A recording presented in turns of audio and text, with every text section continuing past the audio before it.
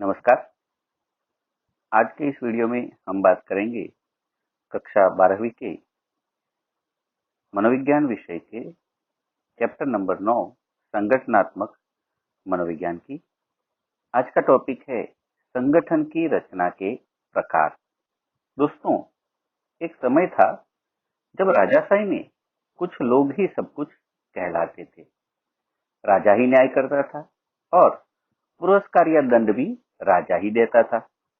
राजा के आदेश से राज्य का खजाना भर जाता था या खाली हो जाता था और इसी तरह वंशानुक्रम से चलता रहता था। यानी कि एक राजा के बाद उसका पुत्र, दूसरा राजा, तीसरा राजा, ऐसे चलता रहता था। किंतु बाद में लोकतांत्रिक शासन प्रथा का उदय हुआ और लोकतंत्र का विकास होने से राज्य जैसा बड़ा संगठन बना और न्यायालय जैसे बाकी बहुत सारे गौण संगठनों का विकास हुआ। इस प्रकार जैसे जैसे नए नए संगठन गठित होते गए, वैसे वैसे सभी संगठनों की व्यवहार की निश्चित प्रणाली तैयार होती गई। आज हम अनेक प्रकार के संगठन देखते हैं। इन संगठनों को हम संरचना के आधार पर देखें तो विविध प्रकार की संरचना उभर कर हमारे सामने आती है। यहाँ हम 3 प्रकार की संरचनाओं की समझ प्राप्त करेंगे। संगठन की संरचना के प्रकार, एक तो सरल संरचना, दूसरी अमलदारशाही संरचना और तीसरी समचतुष्कोण संरचना। दोस्तों, ये 2 मार्क्स का सवाल पूछा जा सकता है कि संगठन की संरचना के प्रकार कितने हैं, कौन कौन से। तो संगठन की संरचना के 3 प्रकार है, सरल, अमलदारशाही और समचतुष्कोण।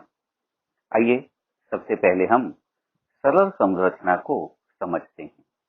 दोस्तों, सरल संरचना में एक ही व्यक्ति के पास ज्यादातर अधिकार होते हैं और ऐसी संरचना को सपाट संरचना भी कहा जाता है।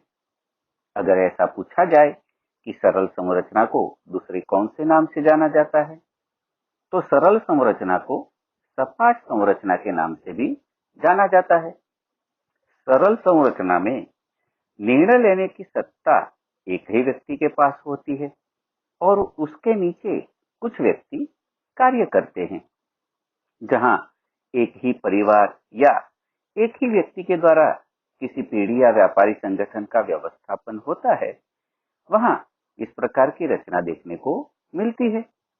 सरल संरचना में व्यवस्थापक और मालिक दोनों एक ही व्यक्ति होते हैं।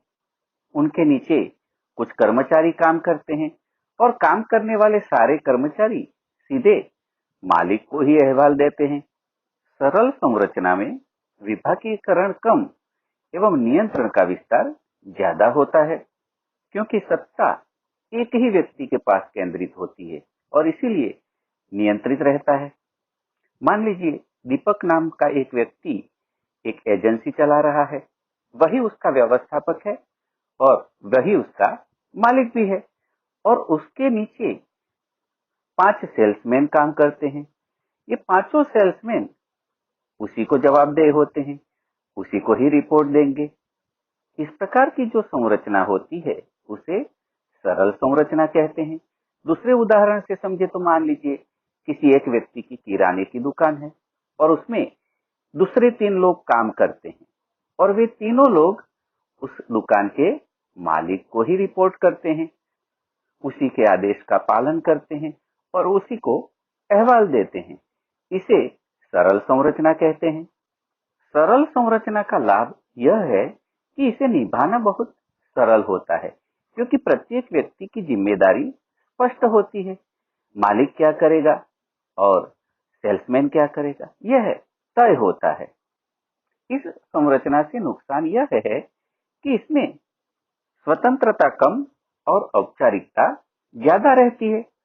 यही नहीं, सत्ता उच्च स्थान पे यानी कि मालिक के पास रहती है और इसीलिए ज्यादा माहिती इकट्ठा हो जाने की वजह से मुश्किल होती है। तो ये हुई सरल संरचना की बात। आइए अब अमलदारशाही संरचना की बात करते हैं। दोस्तों, जिस संगठन का कार्य कायदे और नियमों के अधीन औपचारिक ढांचे में होता रहता है, उसे अमलदारशाही संरचना कहते हैं। इसके साथ साथ इसमें कार्य विशिष्टीकरण के मुताबिक सब चलता रहता है, क्योंकि ऐसी व्यवस्था में किसे क्या करना है और क्या नहीं करना है, उसके नियम निश्चित होते हैं और प्रत्येक व्यक्ति कार्य विशिष्टीकरण के आधार पर खुद को सौंपा गया कार्य करता रहता है। हम देखें तो ज्यादातर सरकारी और अर्ध सरकारी कचहरी अमलदारशाही संरचना के तहत कार्य करती है, जैसे कि पुलिस विभाग, रेलवे विभाग, मार्ग परिवहन विभाग। ऐसे बहुत से सरकारी विभाग जो अमलदारशाही संरचना के तहत कार्य करते हैं। इस व्यवस्था में हर एक की एक निश्चित जिम्मेदारी और अधिकार होते हैं और उसके मुताबिक आदेश निभाने होते हैं। इस प्रकार की व्यवस्था में निश्चित ढांचे से बाहर जाकर निर्णय लेने की स्वतंत्रता बहुत कम होती है, क्योंकि जो ऊपरी अमलदार होता है वह जिस प्रकार का आदेश देता है उसी प्रकार का कार्य करना होता है। आप आदेश का पालन न करते हुए अपनी मर्जी से कुछ भी नहीं कर सकते हैं। इस संगठन की सबसे बड़ी कमजोरी यह है कि इसमें कायदे को पकड़कर कार्य करना होता है, नियमों के तहत ही आगे बढ़ना होता है। मान लीजिए ऐसी व्यवस्था में कभी अकस्मात कोई दुर्घटना हो जाती है तो भी नियम के अधीन रहकर ही आगे बढ़ना होता है। नियम से बाहर जाकर आप कुछ भी कर सकते नहीं हैं और नियमों में तुरंत सुधार तो संभव नहीं होता है। अमलदारशाही कार्य प्रणाली में कार्य विशिष्टीकरण होने से बड़े और जटिल कार्य छोटे छोटे भागों में बंट जाने से सरल हो जाते हैं। यह उसका लाभ है। इसका दूसरा लाभ यह है कि इसमें कार्य बंट जाने से कम बौद्धिक शक्ति की जरूरत पड़ती है। अमलदारशाही संरचना का सबसे बड़ा उदाहरण भारतीय रेलवे है। भारतीय रेलवे विश्व की सबसे बड़ी अमलदारशाही है, जिसमें 15 लाख कर्मचारी है और 16 विभाग यानी कि जोन में रेल संचालन, नियमन एवं रिपेयरिंग का कार्य निरंतर चलता रहता है। इसमें रेल मार्ग की अगर हम बात करें तो 1,08,486 किलोमीटर रेल मार्ग है और 51,120 करोड़ यात्री हर वर्ष यात्रा करते हैं। इसके साथ साथ रेल मार्ग से ही 60 करोड़ टन माल सामान की हेरफेर होती है। इस प्रकार भारतीय रेलवे अमलदारशाही संरचना का सबसे बड़ा उदाहरण है। आइए अब तीसरे यानी कि समचतुष्कोण संरचना की बात करते हैं।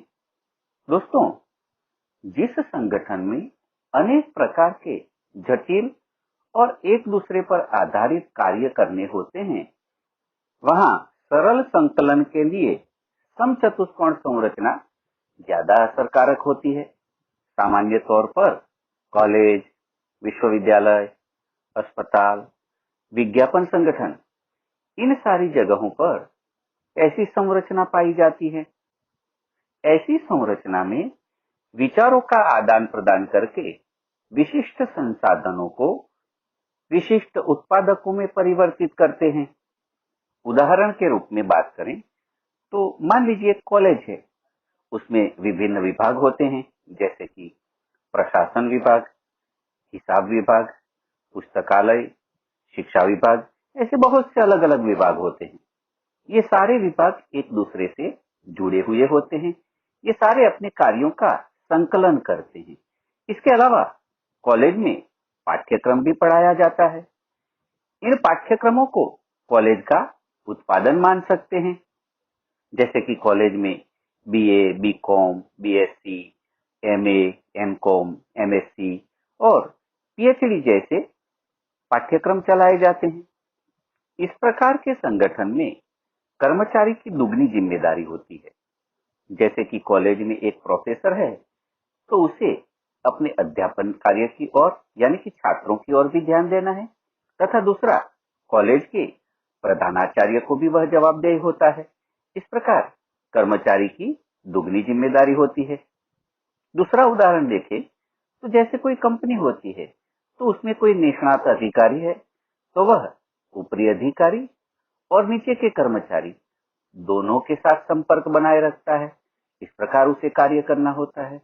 इस प्रकार ऐसी संरचना में कर्मचारी दुगनी जिम्मेदारी निभाता है, तभी यह संरचना ठीक से कार्य कर सकती है। अर्थात जहां बहुत सारे विभाग मिलजुल कर संकलित रूप से कार्य करते हैं, ऐसी संरचना को समचतुष्कोण संरचना कहते हैं। यहाँ संस्था की संरचना के प्रकार का मुद्दा पूर्ण होता है। मैं आशा करता हूँ कि आपने इसे अच्छे से समझा होगा। आज इतना ही। नमस्कार। सबका मंगल हो।